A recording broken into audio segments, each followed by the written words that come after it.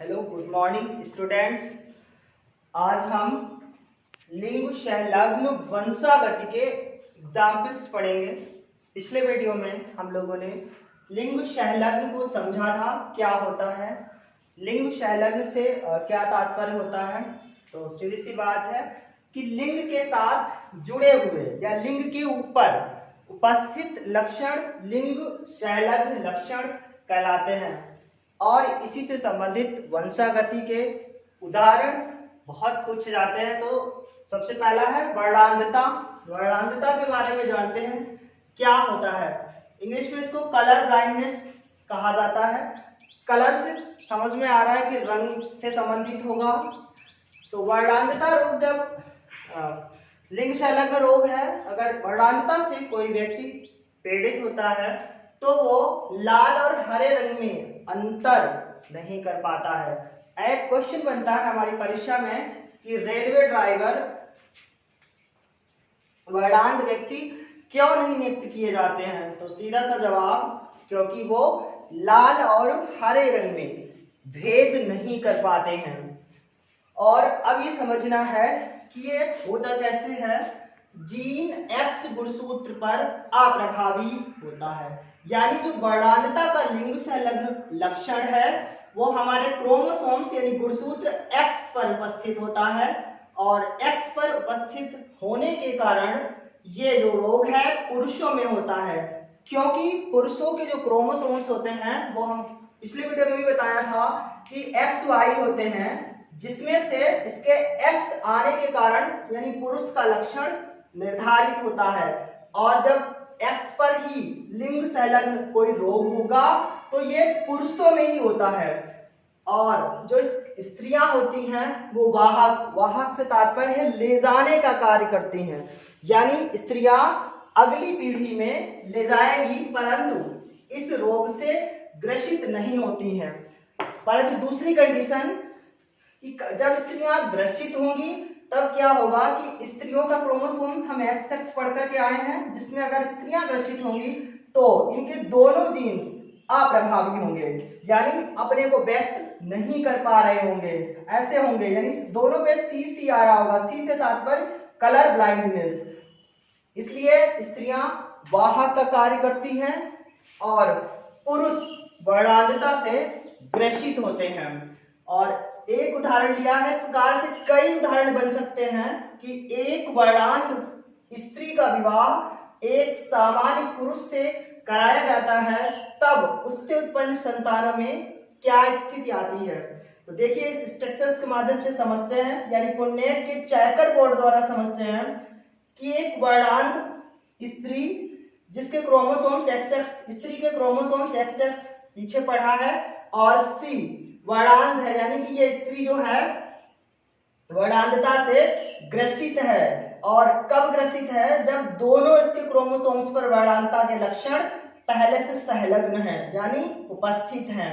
और एक सामान्य पुरुष, सामान्य के XY क्रोमोसोम्स होते हैं और इन्हीं युग्मकों को अलग अलग कर लिया, क्योंकि ये यहाँ पर क्रोमोसोम्स हैं, जब अलग करेंगे तो ये युग्मक हो जाते हैं, यानी जोड़े से अलग हो जाते हैं। और ये जोड़े में लिखे जाते हैं क्योंकि क्रोमोसोम्स जोड़े में होते हैं।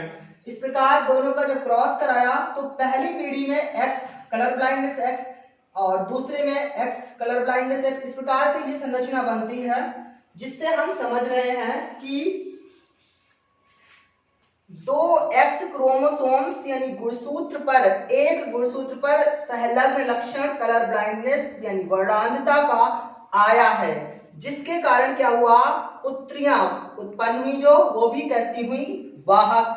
वाहक क्यों हुई, क्योंकि एक पर कलर ब्लाइंडनेस का लक्षण है और दूसरे पर नहीं।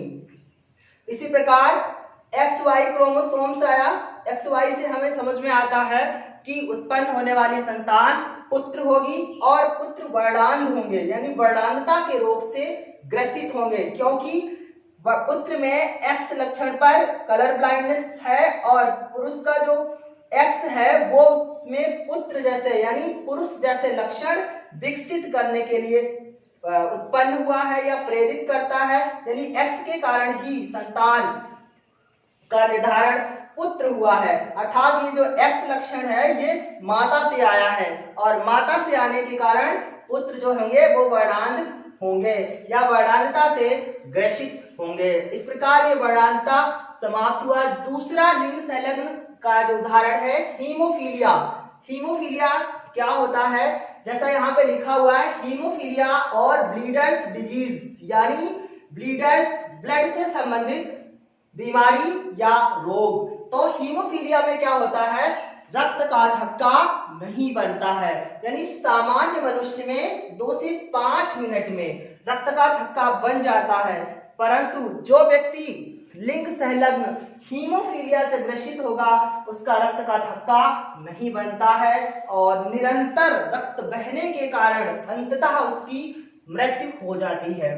तो ये भी सेम उसी प्रकार है, इसका भी जो अप्रभावी जीन है वो एक्स लिंग गुणसूत्र पर उपस्थित होता है, यानी 22 जोड़ी की जो 22 जोड़ी गुणसूत्र समजात होते हैं और जो 23वीं जोड़ी यानी लिंग गुणसूत्र होती है उसके एक्स वाई की जो 23वीं जोड़ी है उस 23वीं जोड़ी के एक्स वाले गुणसूत्र पर हीमोफीलिया के लक्षण उपस्थित होते हैं और एक्स पर उपस्थित होने के कारण ये रोग पुरुषों में होता है, अर्थात इसका युग्म विकल्पी अनुपस्थित होता है, यानी इसमें एक्स नहीं होता है और वाई आ जाता है। वाई जो है वो पुरुष का लक्षण प्रदर्शित कर रहा है और एक्स माता से आया है, माता से आने के कारण जो पुरुष है वो हीमोफीलिया से ग्रसित होंगे। यहाँ पर उदाहरण इसी प्रकार से कई अलग अलग उदाहरण हो सकते हैं। सामान्य पुरुष हो सकता है, सामान्य स्त्री हो सकती है, हीमोफीलिया ग्रसित हो सकता है पुरुष और महिला हीमोफीलिया से ग्रसित हो सकती है। तो यहाँ पर जो उदाहरण लिया है उसका हम पुण्य चैप्टर में प्रदर्शन किया है।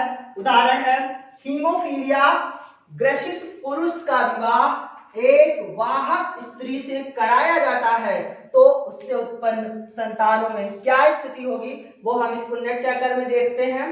हीमोफीलिक पुरुष यानी हीमोफीलिया से ग्रसित पुरुष, वाहक स्त्री यानी ले जाने वाली स्त्री, जिसमें से क्या है कि हीमोफीलिक पुरुष में XY और H हीमोफीलिया का संकेत है, हीमोफीलिया को प्रदर्शित करता है, यहाँ क्रोमोसोम्स रखे और ये वाहक स्त्री है इसलिए एक ही X पर हीमोफीलिया के लक्षण होंगे। अगर दोनों क्रोमोसोम्स पर H बने होते या हीमोफीलिया के लक्षण होते तब दोनों पर हमें H बनाना पड़ता, यानी जब ग्रसित स्त्री होती, जबकि स्त्री कैसी है, वर्णांध, इसलिए एक पर H बनेगा।